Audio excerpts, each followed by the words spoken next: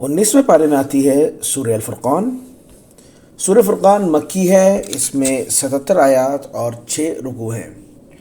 اس سورت کے پہلے 2 رکوع 18ویں پارے کے آخر میں گزر چکے ہیں۔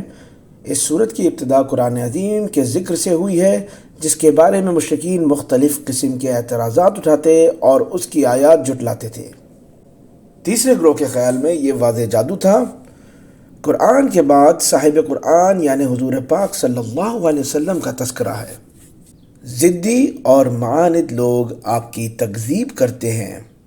ان کا خیال تھا کہ رسول بشر نہیں بلکہ فرشتہ ہوتا ہے، اور اگر بالفرض انسانوں میں سے کسی کو نبوت و رسالت ملے بھی تو وہ دنیاوی اعتبار سے خوشحال اور سربراوردہ لوگوں کو ملتی ہے، کسی غریب اور یتیم کو ہرگز نہیں مل سکتی۔ اللہ تعالیٰ نے ان کے خام خیالوں اور باطل دعاویٰ کی تردید واضح دلائل سے کی ہے۔ 19واں پارہ کا آغاز بھی مشرکین کے دعووں، اعتراضات اور لا یعنی قسم کے مطالبات سے ہوتا ہے۔ مثال کے طور پر وہ بعض اوقات کہتے تھے کہ ہم پر فرشتے کیوں نہیں نازل کیے جاتے، یا ایسا کیوں نہیں ہوتا کہ ہم اپنے پروردگار کو دیکھ لیں۔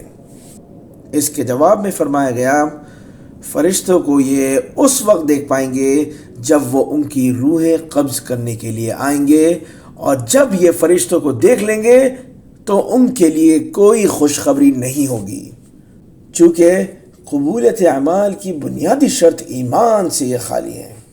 اس لیے قیامت کے دن ان کے اعمال بھی کسی کام نہیں آئیں گے اور وہ خاک بن کر اڑ جائیں گے۔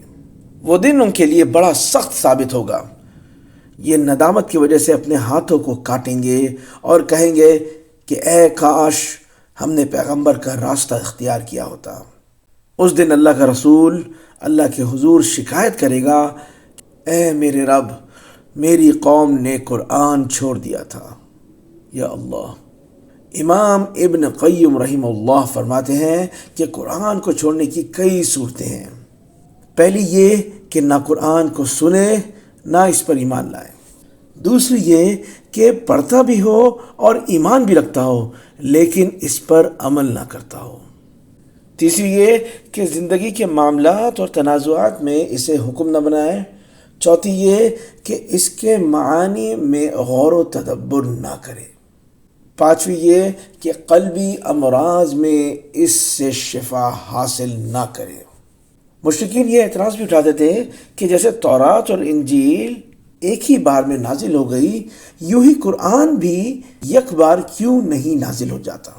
ظاہر ہے کہ تدریجاً قرآن نازل ہونے میں کئی حکمتیں پوشیدہ تھیں۔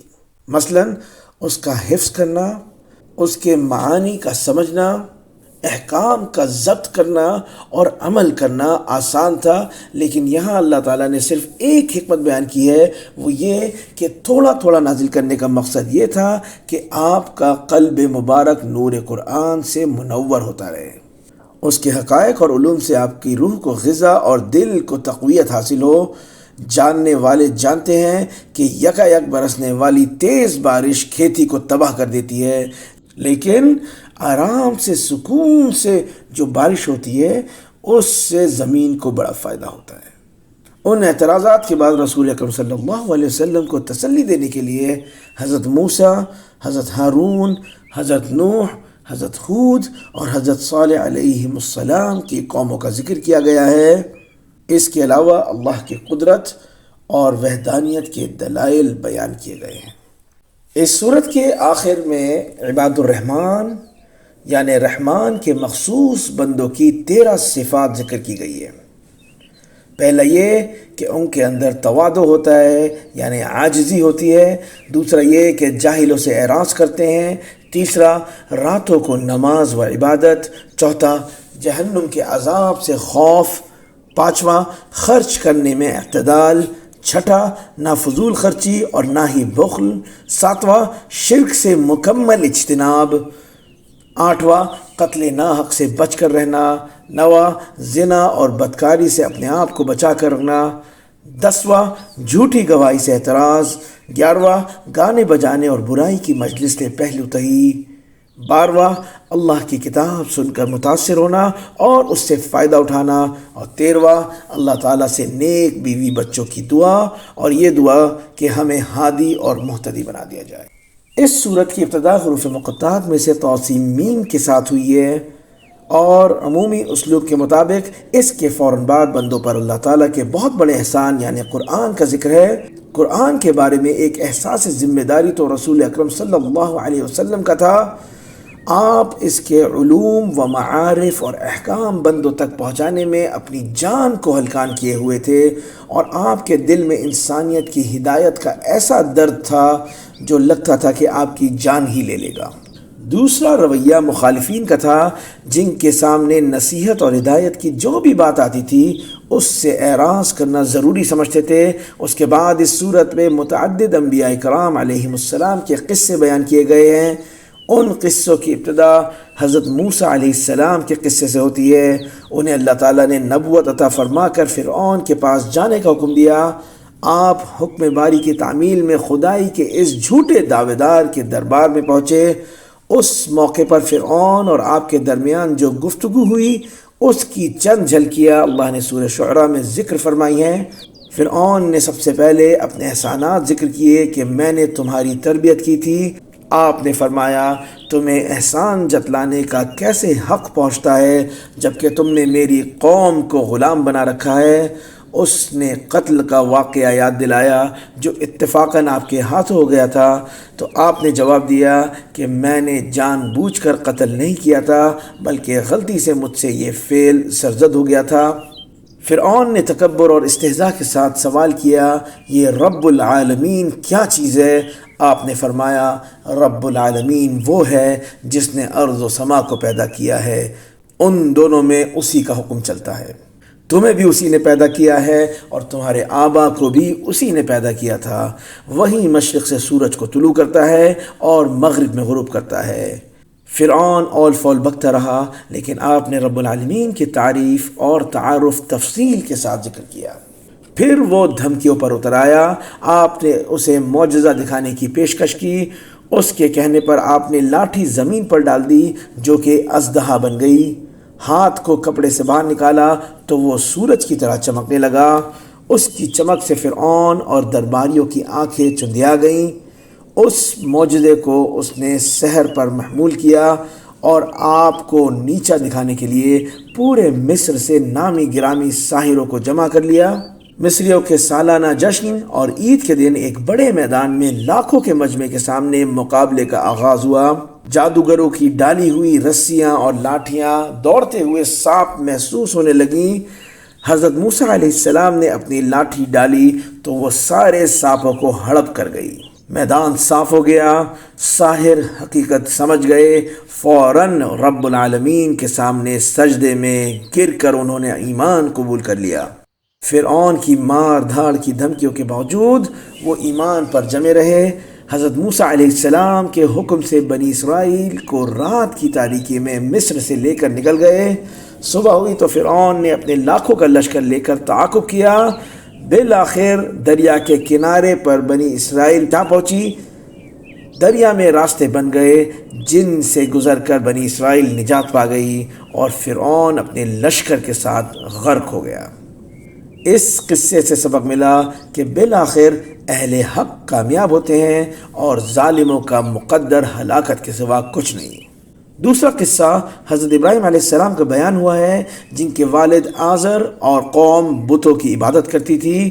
آپ نے ان کو بڑی حکمت کے ساتھ ایمان و توحید کی دعوت دی، اس پر 5 دلائل اور اللہ تعالیٰ کی 5 صفات بیان کی۔ پہلی یہ کہ وہ میرا خالق و ہادی ہے، ہدایت دینے والا، وہ رازق ہے۔ تیسری بات یہ کہ وہ بیماریوں سے شفا دیتا ہے۔ چوتھی کہ وہی موت دے گا اور وہی زندگی دے گا۔ اور پانچویں یہ کہ وہ دنیا و آخرت میں گناہ معاف کرنے والا ہے۔ سبحان اللہ۔ ان 5 صفات کے مقابلے میں 5 دعائیں بھی کیں جو کمال ایمان اور صدق یقین کی نشاندہی کرتی ہیں۔ اے اللہ مجھے فہم و علم عطا فرما۔ پہلی دعا لوگوں میں میرا اچھا ذکر جاری فرما۔ دوسری دعا تیسری دعا یہ ہے کہ مجھے جنت میں جگہ عنایت فرما۔ چوتھی، میرے والد کو معاف کر دے۔ یہ دعا اس وقت کی تھی جب کہ والد کا کفر پر اصرار آپ کے سامنے واضح نہیں ہوا تھا۔ پانچویں یہ کہ مجھے آخرت میں رسوا نہ فرما۔ حضرت ابراہیم علیہ السلام کے قصے سے ہمیں یہ سبق ملا کہ انسان کو ہر حال میں اللہ ہی کی طرف متوجہ ہونا چاہیے۔ تیسرا قصہ حضرت نوح علیہ السلام کا ہے، جنہوں نے اپنی قوم کو 950 سال ایمان کی دعوت دی لیکن وہ مان کر نہ دیے، چنانچہ ان سب کو غرق کر دیا گیا۔ اس قصے سے یہ سبق ملتا ہے کہ ہدایت اسی کو ملتی ہے جسے اللہ چاہے۔ چوتھا قصہ حضرت ہود علیہ السلام کا ہے، جو قوم عاد کے نبی تھے۔ یہ لوگ جسمانی قوت، عمر کی طوالت اور خوشحالی کے اعتبار سے دنیا کی ایک نمایاں قوم تھے۔ انہوں نے بغیر ضرورت کے بڑے بڑے محلات تعمیر کر رکھے تھے۔ انہوں نے بھی ایمان کی دعوت کو ٹھکرا دیا، چنانچہ ان پر اللہ کا عذاب آ کر رہا۔ ان کے قصے سے یہ نصیحت ملی کہ فضول خرچی، نمود و نمائش، بلا ضرورت تعمیرات اور تکبر کا انجام کبھی بھی اچھا نہیں ہوتا۔ پانچواں قصہ حضرت صالح علیہ السلام کا ہے۔ ان کی قوم کو مادی وسائل، رزق کی کثرت اور امن و تحفظ حاصل تھا۔ سرسبز باغات اور بارونق زمینوں میں آباد تھے، لیکن انہوں نے اللہ کی نعمتوں کا شکر نہ کیا، چنانچہ ان کو زلزلے کے ذریعے ہلاک کر دیا گیا۔ ہر ناشکری قوم کا انجام یہی ہوتا ہے۔ چھٹا قصہ حضرت لوط علیہ السلام کا ہے، جن کی قوم فسق و فجور، شہوت پرستی اور بدکاری میں حد سے بڑھ گئی تھی۔ وہ ایسا عمل کرتے تھے جو ان سے پہلے کسی نے نہیں کیا تھا، جس سے حیوان بھی نفرت کرتے ہیں۔ ان پر آسمان سے پتھروں کی بارش برسی اور ان کا نام و نشان مٹ گیا۔ اللہ تعالیٰ دوسرے قصوں کی طرح اس قصے کے آخر میں بھی فرماتے ہیں، بے شک اس میں نشانی ہے، ان میں اکثر ایمان لانے والے نہیں تھے۔ اس سے ہمیں یہ پتہ چلتا ہے کہ نفسانی خواہشات کی تکمیل میں حد سے تجاوز کرنے والی قوم اور فرد کا انجام اچھا نہیں ہوتا۔ ساتواں قصہ حضرت شعیب علیہ السلام کا ہے۔ ان کی قوم کو اللہ نے مختلف نعمتیں عطا فرمائی تھیں۔ گھنے جنگلات تھے، ثمربار باغات تھے، میٹھے پانی کے چشمے تھے، لیکن یہ اللہ کی نافرمانی میں مبتلا ہو گئے۔ ان کے مختلف معاصی میں سے ایک بڑی معصیت یہ تھی کہ وہ حقوق العباد کی ادائیگی میں ڈنڈی مارتے تھے۔ جب سمجھانے کے باوجود باز نہ آئے تو اللہ نے ان کو عذاب دینے کا فیصلہ کیا۔ کئی دن تک سخت گرمی رہی، پھر بادل چھا گئے۔ یہ لوگ ٹھنڈک کے حصول کے لیے بادل کے نیچے جمع ہو گئے۔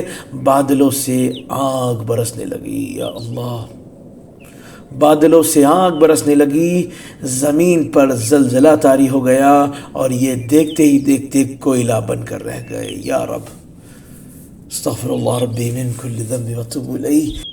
قوم شعیب کا واقعہ ہمیں یہ سبق دیتا ہے کہ حقوق العباد کو ہم ہلکے میں نہ لیں، اور اگر ہم اس کو ہلکے میں لیں گے تو اللہ کے عذاب اور غضب کو دعوت دینے والا عمل بن سکتا ہے۔ جیسے اس سورت کی ابتدا قرآن عظیم کے ذکر سے ہوئی تھی، اسی طرح اس کا اختتام بھی قرآن کریم کے حوالے سے مشرکین کے باطل اعتراضات کی تردید سے ہو رہا ہے۔ اس کے بعد آتی ہے سورۃ النمل۔ سورہ نمل مکی ہے، اس میں 93 آیات اور 7 رکوع ہیں۔ نمل چیوٹی کو کہتے ہیں، جسے بہت سے لوگ چیٹی بھی بولتے ہیں۔ اس سورت میں چیوٹی کا قصہ بیان ہوا ہے، اس لیے اس کا نام نمل ہے۔ سورہ نمل کی ایک خصوصیت یہ بھی ہے کہ یہ ان 3 سورتوں میں سے ہے جو جس ترتیب سے نازل ہوئی اسی ترتیب سے قرآن کریم میں موجود ہے، یعنی شعراء، نمل اور قصص۔ یہ 3 صورتیں ایک کے بعد ایک نازل بھی ہوئیں اور ایک کے بعد قرآن میں مذکور بھی ہیں۔ اس کی ابتدا بھی قرآن کریم کی عظمت و تعارف سے ہو رہی ہے۔ بتایا گیا ہے کہ ان لوگوں کے لیے کتاب ہدایت ہے جو اہل ایمان ہیں۔ اس کے بعد حضرت موسیٰ، حضرت صالح، حضرت لوط علیہ السلام کے قصے اجمالی طور پر، اور حضرت داود اور ان کے بیٹے حضرت سلیمان علیہ السلام کے قصے قدر تفصیل سے بیان ہوئے ہیں۔ سلیمان علیہ السلام کے لیے اللہ نے انسانوں، جنوں اور پرندوں کو مسخر کیا تھا، اور وہ پرندوں کی زبان بھی جانتے تھے۔ ان کے جو حالات اللہ نے ذکر فرمائے، ان کی چند جھلکیاں یہ ہیں۔ پہلی جھلک یہ ہوئی کہ ایک دن حضرت سلیمان علیہ السلام کا گزر اپنے لشکر کے ساتھ چیوٹیوں کی وادی کے پاس سے ہوا۔ تو انہوں نے سنا کہ ایک چیونٹی دوسری چیونٹی سے کہہ رہی ہے کہ جلدی سے اپنے بلوں میں داخل ہو جاؤ، کہیں حضرت سلیمان علیہ السلام اور ان کا لشکر بے خبری میں تمہیں روند نہ ڈالے۔ آپ نے اس کا کلام سن لیا، آپ مسکرائے اور اللہ کا شکر ادا کیا کہ تو نے مجھے بہت سی نعمتیں عطا کی ہیں، جن میں سے ایک نعمت پرندوں اور حیوانوں کی بولی سمجھنا بھی ہے۔ سبحان اللہ۔ دوسرا قصہ یہ ہے کہ حضرت سلیمان علیہ السلام کے دربار میں مستقل حاضر باش پرندوں میں سے ایک پرندہ ہدہد بھی تھا۔ اس نے ایک دن آپ کو ملکہ سبا اور اس کی قوم کے بارے میں اطلاع دی کہ وہ سورج کی عبادت کرتے ہیں۔ آپ نے خط بھیج کر ملکہ سبا کو اپنے دربار میں حاضر ہونے کے لیے کہا۔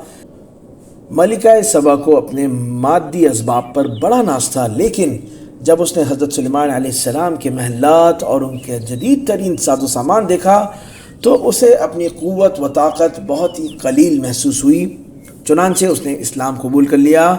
حضرت سلیمان علیہ السلام کے بعد اختصار کے ساتھ حضرت صالح اور حضرت لوط علیہ السلام کا قصہ اللہ تعالیٰ نے بیان فرمایا ہے۔ حضرت صالح علیہ السلام نے قوم کو ایمان کی دعوت دی تو وہ دو حصوں میں تقسیم ہو گئی، یعنی مومن اور کافر۔ کافروں میں 9 لیڈر قسم کے سردار تھے جنہوں نے آپس میں قسمیں کھا کر یہ طے کیا تھا کہ ہم رات کو اچانک حملہ کر کے اللہ کے نبی کو قتل کر دیں گے، لیکن اپنے ارادے کو عملی طور پر کرنے سے پہلے ہی وہ اللہ تعالیٰ کے عذاب کی لپیٹ میں آ گئے اور ان کا نام لینے والا بھی کوئی باقی نہ رہا۔ حضرت لوط علیہ السلام کی قوم کی آنکھوں کے سامنے ایسا اندھیرا چھایا کہ ان کے دل ایسے تاریک ہو گئے کہ وہ دنیا کی بدترین بدکاری کو اچھا سمجھنے لگے، اور ان کی نظر میں وہ شخص مجرم ٹھہرتا جو اس برائی سے انہیں منع کرتا اور جو سرے سے پاؤں تک اس گناہ کی نجازت میں غرق ہوتا اسے وہ سمجھدار خیال کرتے۔ بالکل وہی صورت تھی جو آج کل ہمیں درپیش ہے۔ نیکی کی راہ پر چلنے والوں کو دقیانوسی اور نامعلوم کیا کچھ کہا جاتا ہے، جبکہ برائی کا ساتھ دینے والوں کو ترقی پسند اور روشن خیال سمجھا جاتا ہے۔ جب معاملہ یہاں تک پہنچ گیا تو ان کی بستیوں کو اٹھا کر الٹا پلٹ دیا اور اوپر سے پتھروں کی بارش بھی شروع ہو گئی۔ یوں وہ دنیا بھر کے لوگوں کے لیے عبرت کا نشان بن گئے۔ وآخر دعوانا ان الحمد للہ رب العالمین۔